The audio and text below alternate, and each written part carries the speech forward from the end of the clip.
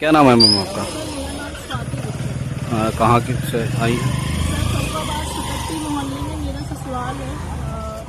Lehenga hub.com के सामने। और मेरे जो हस्बैंड हैं वो काया स्कूटी शोरूम है उनका।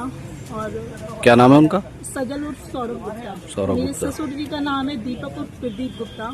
और मेरी सासू माँ का नाम है सीमा उर्फ बबली गुप्ता। क्या समस्या लेकर आई हैं सर कप्तान साहब? समस्या मैं ये लेके आई हूँ, इन लोगों ने मुझे 3 साल बहुत टॉर्चर किया। और मेरे पेरेंट्स नहीं हैं सर। मेरी शादी 2021 को हुई थी 11 दिसंबर को। 2015 में मेरे पापा एक्सपायर हो गए थे। 2020 में मेरी मम्मी और भाई बहन मेरे थे नहीं, और ये सारी चीज़ें इनको पता थी। उसी बेस पे शादी हुई है मेरी करीब 20 लाख रुपए में। तो कहाँ से हुई थी शादी?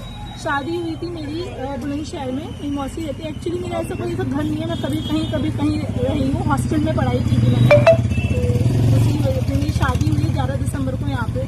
और इनकी डिमांड्स इतनी ज़्यादा दिन पे दिन हो रही थी कि कभी तुम्हारे यहाँ से जेवर हल्का आया, तुम्हारे यहाँ से बर्तन आए वो टूटे हुए आए, त्योहारों पे कोई लेने नहीं आता है। ये सारी चीज़ों को लेकर मुझे बहुत टॉर्चर करते थे। मैं कहीं किस तरह का टॉर्चर करते थे? मेरे साथ मार पिटाई की है इन लोगों ने। और बहुत तरीके का मार पिटाई करना, मेंटली हैरेस करना, मुझे हर तरीके से इन लोगों ने बहुत परेशान किया है। और ये लोग अभी रिसेंटली मुझे 9 जनवरी को मुझे ये बुलंदशहर रोड पे छोड़ के चले गए थे। और मारपीट थी, क्योंकि 6, 7, 8 तारीख को मेरे साथ मार पिटाई हुई थी, जिसकी फोटोग्राफ्स मैंने दिए हुए हैं, वीडियोज मैंने दिए हुए हैं। मुझे मारा पीटा था। और 11 कहाँ पर मारा पीटा गया था? घर में, सुतट्टी वाले घर में मारा गया। फरुखाबाद में? हाँ, फरुखाबाद और में। छोड़ के बुलंदशहर गए? हाँ, बुलंदशहर में टॉर्चर करके मुझे रोड पे छोड़ के चले गए थे। जी। मैंने सर वहाँ बहुत वेट किया, कोशिश किया सब सॉल्व हो जाए, क्योंकि सर मैं नहीं चाहती थी मेरा घर टूटे, इसीलिए मैंने 3 साल एडजस्ट किया और आगे भी कर लेती। बट ये लोग मुझे छोड़ के चले गए। मैंने बहुत कांटेक्ट करने की कोशिश की, नहीं कुछ भी। मुझे वहाँ से सम्मन वगैरह भेजे गए, मीडिएशन के लिए बुलाया गया, ये लोग एक भी बार आए नहीं। बहुत सर कोशिश की गई। उसके बाद मैंने वहाँ पे कंप्लेन किया, एप्लीकेशन दिया है, वहाँ पे मेडिकल कराया। सर वो अर्जेंट था मेडिकल कराना, क्योंकि चोटों के निशान सर खत्म हो जाते तो मेडिकल कराया, सारी चीज़ें हुई हैं। उसके बाद अब मैं यहाँ पे सर आई हूँ। मुझसे कहा गया है कि मैं मुकदमा लिखा गया जहाँ से मेडिकल आपने कराया हाँ, बुलंदशहर वहाँ में? मुकदमा भी लिखा लिखा गया है। और मुझसे कहा गया है कि मैं अपने बेटे की दूसरी शादी करा दूंगा। और शादी हो जाएगी तो मैं मतलब पता नहीं चलेगा, हिडन तरीके से रखूंगा।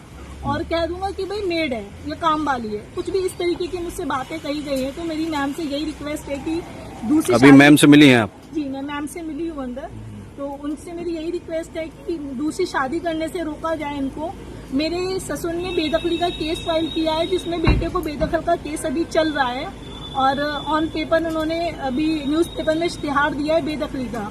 उसके बाद भी बेटा इन्होंने घर में रखा हुआ है, इनके साथ उठता बैठता सब कुछ करता है। तो एक तरीके का ये कानून को गुमराह कर रहे हैं सर, ताकि मैं घर में क्लेम ना कर पाऊँ।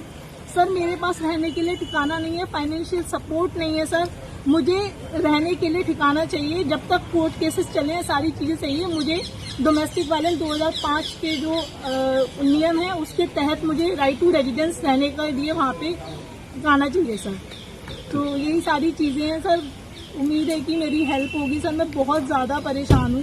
रिसेंटली इन्हीं सदमे में मेरे नाना एक्सपायर हो गए हैं 26 फरवरी को सर। बाकी यही सारी चीज़ें हैं सर, जितना हो सके मैं चाहती हूँ।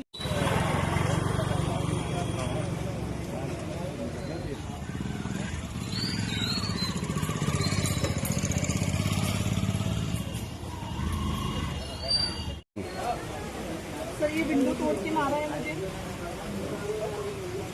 ये मारा है।